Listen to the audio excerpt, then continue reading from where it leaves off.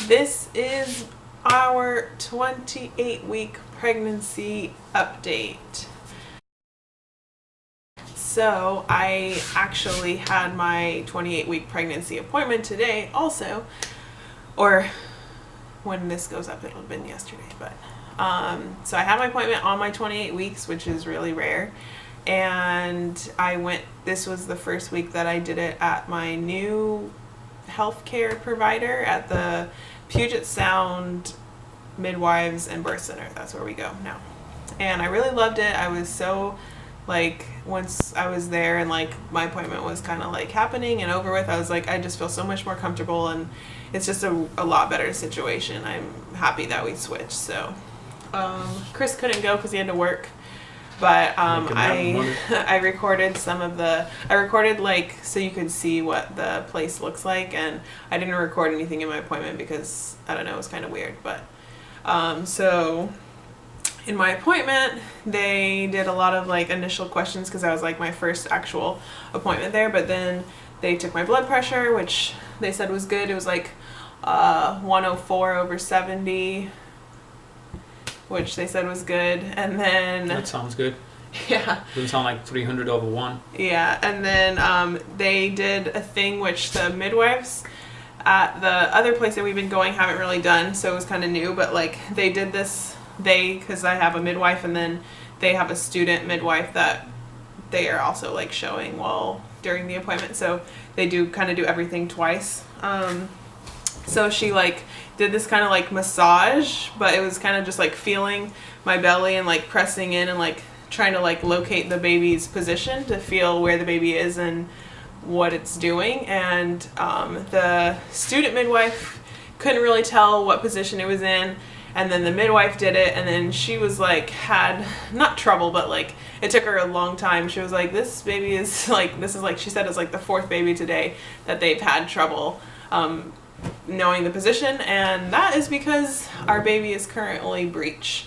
So the chest and the body, so if the body normally lays down here and its head and its feet are up here, it's flipped over, so its back or chest is up here, and then its head and its feet are down. No. So which she said it's not anything to worry about right now because I'm only 28 weeks and the baby can still move a lot, and she said so no big deal. But she ended up having to I forget what she called it, but it was basically a little baby what are those things called, stethoscopes, where you listen to the heartbeat, right? It was a little baby stethoscope. So she put a little thing on the belly, and then she listened and she heard the heartbeat, and it's a lot higher than it should be. It should be kind of low, but the position of the heartbeat, not the heartbeat. Yeah, the position was a lot higher. The chest is really high. So she said not to worry, even though Chris is a little concerned. Our little baby better stop doing front flips in there and get in the position it's meant to be. Yeah, it has been moving a lot, so it doesn't really concern me because I think it'll flip back around before then. She said if we get to 34 weeks and it's still breech, then we'll start to that I should start to do things so that it flips back around. And she gave me this website called spinningbabies.com, which our hypnobirth teacher also told us about. And she said there's lots of things on there you can try. Then she said if we get into 35 or 36 weeks and it's still not flipping after I've tried to do stuff, that we might make an appointment to see a doctor, and then talk to a doctor and see if a doctor says that they want to try to move it manually. So and just in case you don't know what breech means, this is my definition of breech. That means the butt comes out first. Yeah, and breech can be the feet or the butt is downward instead of the head being down, but I think it'll be fine. I'm not worried at all. I think it'll flip. So that happened, and then she said the heartbeat was good. It was in the 40s, she said, so 140-ish, which is a little higher than what it was at our last appointment, but I think that's probably because they were literally moving it around so much, and she was I'm sorry I'm putting so much pressure on you. I just really wanted to know, trying to find the position. So it was a lot of movement for the kid, so I'm sure that kind of raised its heartbeat a little bit. And let's see, I don't really know what else. I made my next appointment. I made it for 3 weeks instead of 2 weeks because now I'm doing every 2 weeks. But my mom's coming into town, and so I wanted her to have a chance to see where we're going to be giving birth and to go to the appointment. So our next appointment will be on the 23rd, which is a Thursday, and I think that's really all I can think of right now.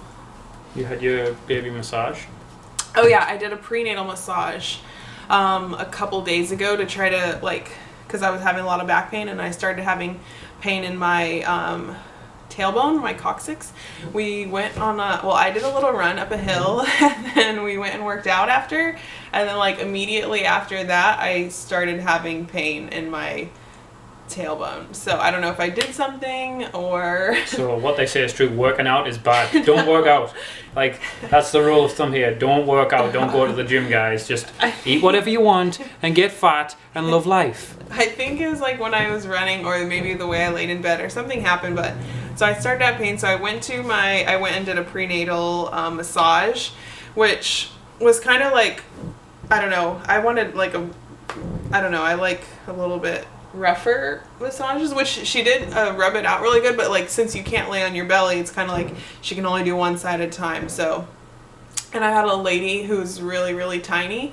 She was like maybe like 4'10" or 4'11", and I'm 6 feet, so I have a lot of body that she had to work with, and like you could tell she could have done with another person. You could tell sometimes like she was at the top of the table like trying to push down all the way down my back, and like she couldn't reach all the way, you know. So she was like, she didn't say, oh, you need to find somebody else, but she definitely said at the end of the appointment, like, you can work with anybody in our practice and we all do massage, and if you find somebody who works better for you, like, just stick with them. So I think she kind of knew. She obviously knew she wasn't the right person. Yes. It's like asking a hobbit for a massage. Yes.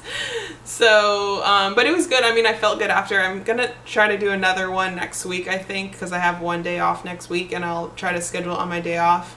And then I want to do one more before I start. Like, I have to work for like 2 or 3 weeks straight, and I won't have a day off, so I want to do another one before that time comes. So try to get a couple in before that time comes and see if it helps my back pain, which I haven't been having too much, so I don't know if that one massage like made it better, but it was nice. I was like super, yeah, I was like super relaxed after, and it felt good. So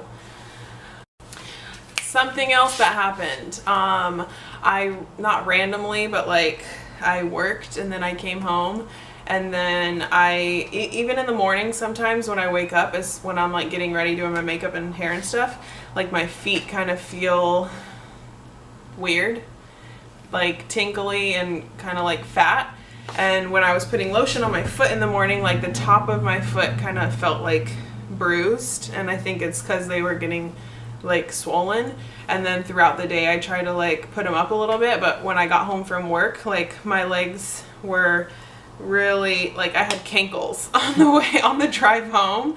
Like I could not see my inner ankle bone, and I was like, got home and I like felt my legs, and just to like squeeze my calves was like pretty like painful. So I laid down in bed for like 2 hours, and I put my feet up on the wall, and I mean like I propped myself up so I wasn't like on my back for my belly, but I laid with my feet up for like 2 hours, and they felt a lot better. So I think, and I don't, like some people, the massage lady said like, oh, maybe it's the weather because it's so warm, which it could be that, but I think just as I'm progressing, like I'm gonna have to put my feet up more often than I am. But then an excellent husband would give her a calf massage as well afterwards. Did? Yeah, on the couch, remember? Give her that calf massage, and you were like, oh, this is the best massage I ever had in my life. Oh, well, he didn't do my calf massage from when it was swollen. That was from after I worked out, and my calves were like so tight. All right. Yeah, so like, still. Yes, from when we went and worked out in the gym one time, which we'll go again when I'm not like concerned about having. We went to the gym one time and she fell to pieces. I did not. She did. But I don't want to have that swelling feeling again. But so like the next day, not the next day, like probably like 2 days after we went to the gym, my calves were so tight, and it could have been from running up the hill too. But Chris was like rubbing my legs, and it was like that pain, but it feels good. But it was like so painful, but it was nice. Yeah. So. And also, the lady, the midwife said, like, gave me some things that I need to do because they don't think I'm getting enough protein, which could be true because I don't eat a lot of meat. So she said if I could spread out my proteins, because basically the only protein I eat is cottage cheese and eggs. So she said if I could not group them together, which I don't usually, like, but she said if I'm doing one in the morning, like, just try to do, she said protein every 2 hours, but that's a lot. And gonna get her on those protein shakes and get jacked. she said, like, if I can try to get some almonds, because I told her that's really the only nut that I, like, eat besides pecans, but almonds are better for protein. But she said, like, try to eat some protein every 2 hours. And then she asked about my sugar intake, which she said if you're craving carbs and sugars, try to eat some protein first and see if that doesn't cut the craving, and, like, so that you don't end up eating, I guess, cake and cookies and stuff. Which you do every day. Not every day, Chris. All right. So yeah.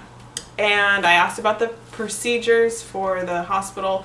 I mean, for the birth center. And so, like, at the hospital, they said we're going to have to stay 24 to 36 hours after we have the baby. Whereas at the birth center, we'll stay 2 to 6 hours. So that's cool. Yeah. I think anyways, because I didn't want to be staying. One, the hospital is just going to run your bill up for staying that long. And I like the birth center, like, environment better. And I don't want to be just sitting there for a day to a day and a half, you know? Yeah. So, all right. Alrighty, here is 28 weeks from the front. No side. I mean, from the side. 28 weeks from the front, and 28 weeks from the other side. And here's my belly for all of these people who are wondering what my belly actually looks like. And for what a belly button actually looks like. Wait, wait, wait. Not